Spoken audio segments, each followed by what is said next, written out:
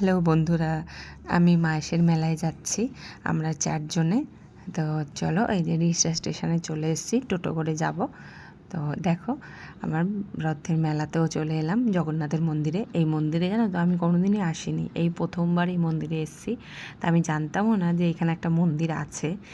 আর জগন্নাথের মন্দিরে আমি এই প্রথম গেলাম। তো জগন্নাথের মেলা দেখতে এসেছি, রথের মেলা অনেকবার, কিন্তু মন্দিরে কখনো আসা হয়নি। তাই চিন্তা করলাম যে না, এবারে মন্দিরে যাবই, একটু বাবার দর্শন করবই। তাই চলে আসলাম বাবার কাছে। অবশ্য একটা জিনিস কি, বাবা না ডাকলে আসা হয় না। চলো এবার মেলায় যাব।